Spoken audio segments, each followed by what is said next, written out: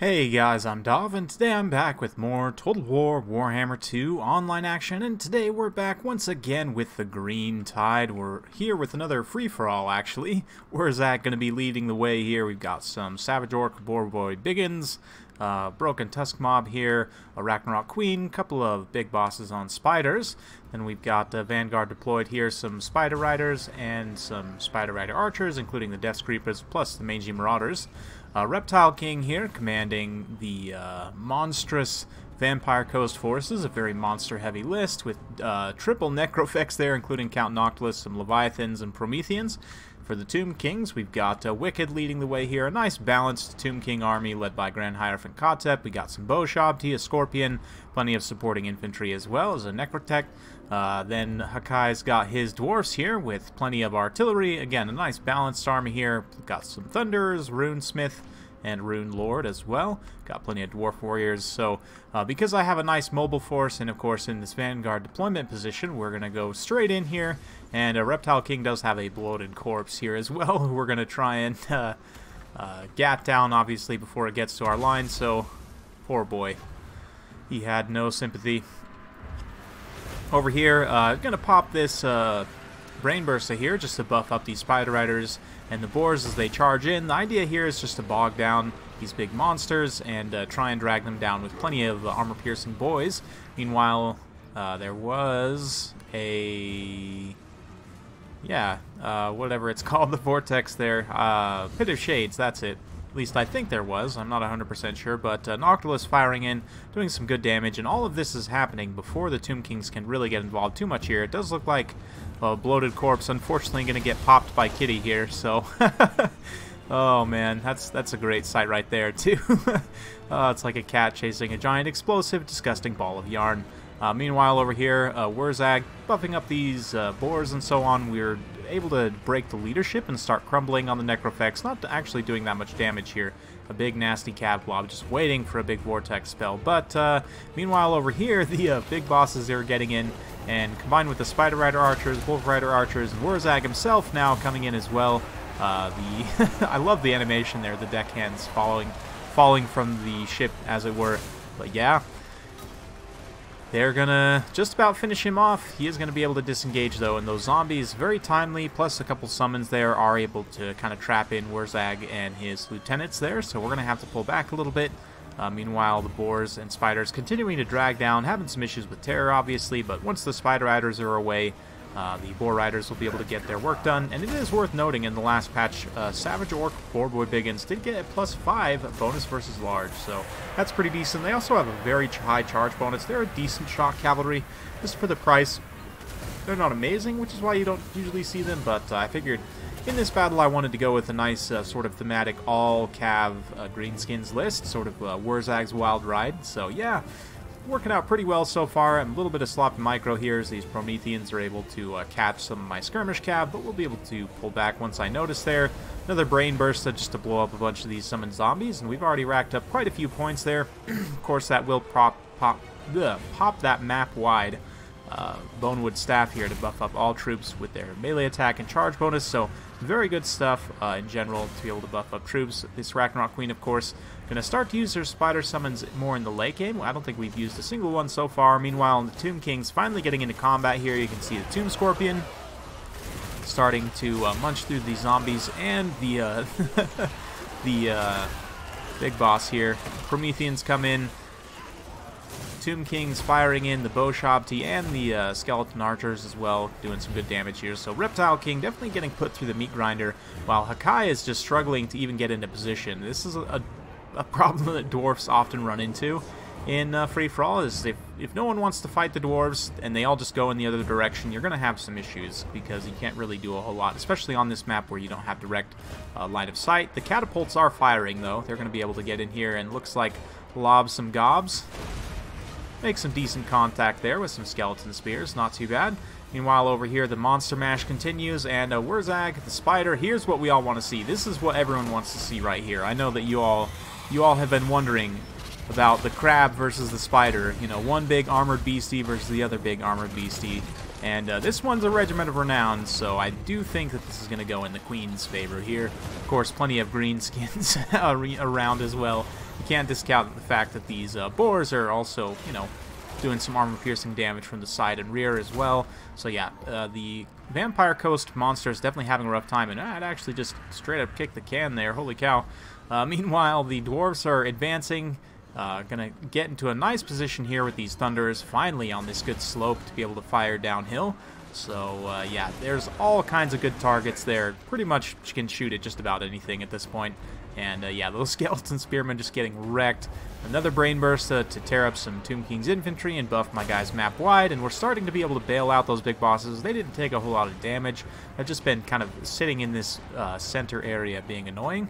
But the kitty was a bit of a problem. She was going after WURRZAG here, and yeah, decided to drop that FG to get, and then use the boars to blob in.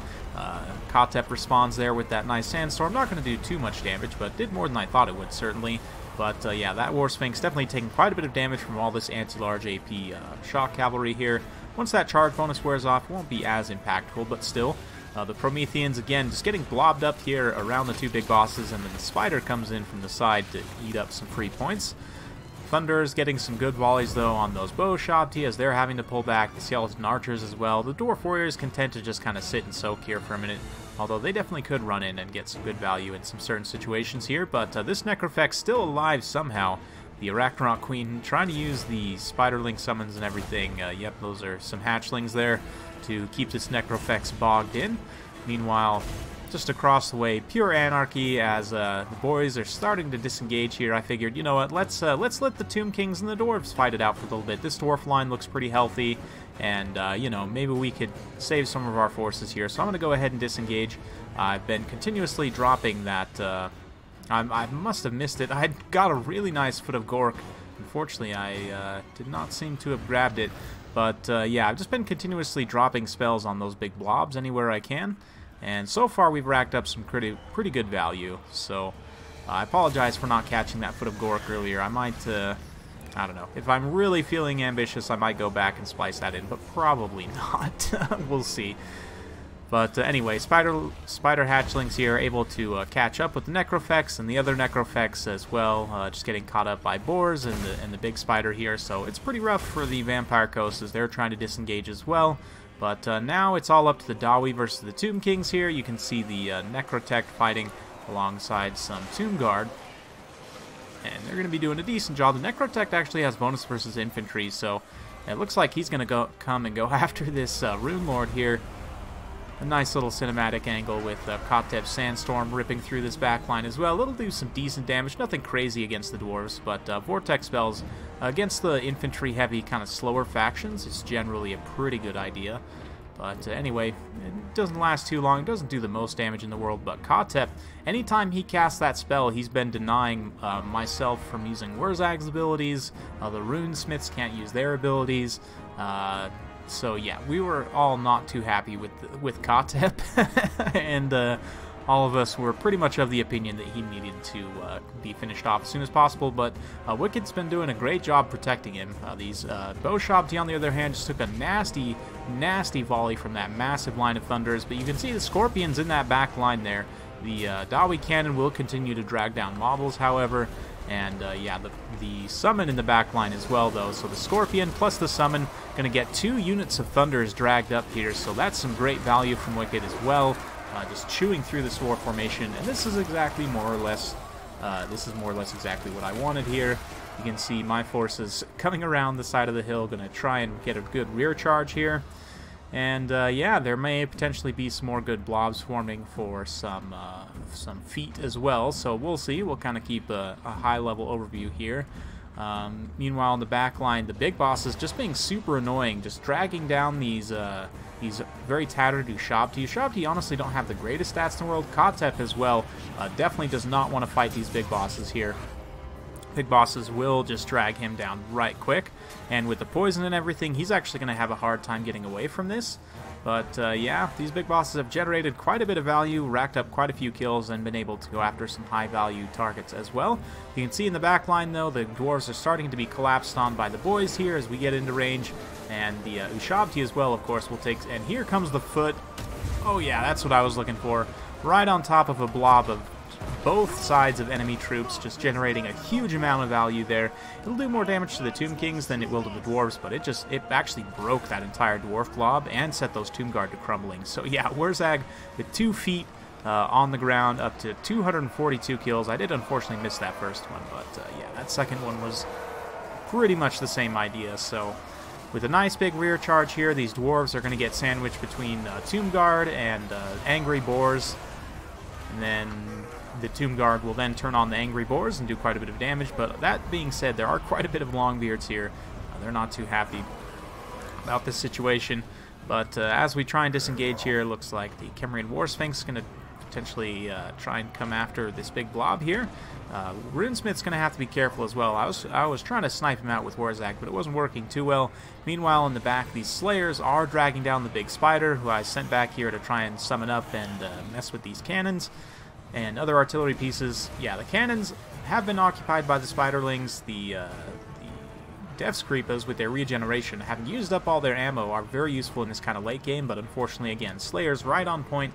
Hakai's able to chase them out without too much issue. So far, it's I've been able to establish a pretty clear lead with that initial engagement, and then a couple of timely spells as well. But we'll see. Wicked and Hakai still have plenty of troops on the field. The Reptile King unfortunately just got collapsed on by everyone there and eliminated, which yeah, it's pretty rough when that happens to in free for all. Definitely has happened to me before, but. Yeah, you can see the two spider boys here. The big boss is going to be fighting Kitty, and we pretty much know how this is going to go. Yep. Oh, dang, he just got straight up killed. Oh, man. The other one's terrified and running away, so yep. That's pretty much as expected. And then the boars on the high ground. There's a few Dwarf Warriors that are pretty tattered. WURRZAG's able to get in here and get some good work done himself, though. Still just continuing to batter the boys. Trying to get these dwarves into submission here. He'll get a few of them. But the Tomb Kings definitely still have quite a bit in the tank as well. This Kemrian War Sphinx is going to be tough to take down, especially because the Thunderers are all more or less taken care of. The cannon's still got a few shots, though. Let's see who it's targeting. It's tough to say, but looks like the Goblobber is potentially firing after the Sphinx there. Actually makes contact. That's surprising. And does the leadership hit, so interesting. Not what I would have expected, but WURRZAG's going to have to be careful here. There's a lot of angry Slayers in the area, and you know, they finished off the Spider, they finished off quite a few other targets, so Hakai quickly making a comeback here, having come a little bit late to the party, as the Dwarfs often do with their stunted legs. They are still making up for it in just pure anger and spitefulness. And, of course, gunpowder. But, yeah, WURRZAG is going to be able to disengage here, probably. It's tough to say. Meanwhile, the Boars and Spiders up on the high ground are able to kind of finish off this pocket of Thunderers and Dwarf Warriors. So, yeah, these Death's Creepers with their regen, again, in the late game, super, super useful to have that regeneration trait. And they're just going to be supporting these Boars, these Savage Orc, Boar Boy Biggins. Very thematic to ride these guys along with WURRZAG, I feel. Even if they're not the most cost-effective unit in the world. Speaking of WURRZAG, he's in a little bit of trouble here with both Slayers and Kitty going after him, but oh, looks like the Kitty actually went down, so now it's just the angry Dwarfs he has to deal with, which is a lot of Slayers. Definitely not going to be a super comfortable situation for him, so yeah, I don't know that he's going to be able to pull away either. It might be WURRZAG's last stand here, and it does look like he's probably going to break. Leadership down to -7, and yep, he's broken. And yeah, all I've got left is these Spider Riders, and it's mostly just angry Dwarfs at this point. I don't think the Tomb Kings really have much, if anything. It says Wicked's still in the battle, so maybe... Oh, here he is!